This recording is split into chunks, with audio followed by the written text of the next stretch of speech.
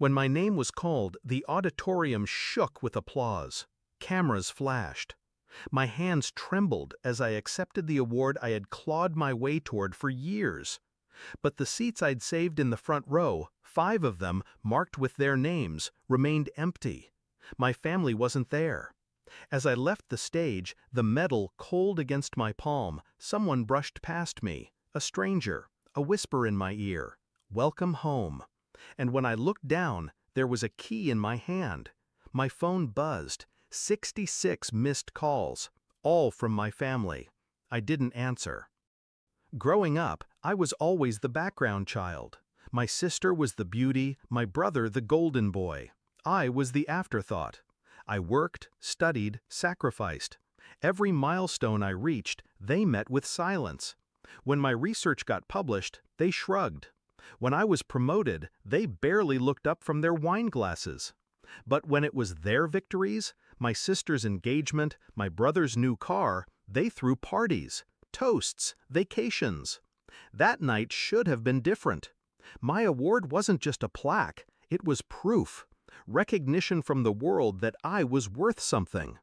But they'd chosen a trip, sun, cocktails, laughter, without me. The betrayal wasn't new, but it was final. The pattern was always there.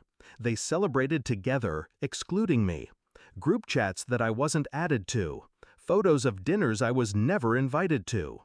But when I saw the vacation pictures, my siblings clinking glasses, my parents in the background, all smiling on the same night I stood alone under stage lights, something in me shifted. It wasn't neglect, it was deliberate. I was never one of them, and they thought I'd keep begging for scraps. The shift. I didn't cry, not that night, not anymore. Instead, I stared at the key. The stranger's words echoed, "Welcome home." It took me a moment to realize it wasn't random. The key was to my aunt's house, the one she'd promised me years ago in whispers my parents dismissed as fantasy. She'd said, "One day they'll see you don't need them. One day this will be yours." That day had come. The house wasn't just a home, it was wealth. In her will, everything had been left to me, quietly, legally, unbreakably. The papers were finalized months earlier. My parents thought they were executors. They weren't. And the key wasn't just symbolic, it was real power. The next morning, while my family was still away, I moved in. My aunt's lawyer met me there, documents in hand.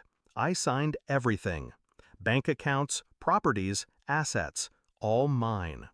By the time they landed from their trip, their cards were frozen, their access revoked. That explained the 66 missed calls. They thought I was still the forgotten child. They hadn't realized I was already the heir. The confrontation came 2 days later. They stormed up the driveway, sunburnt, angry, dragging their luggage behind them.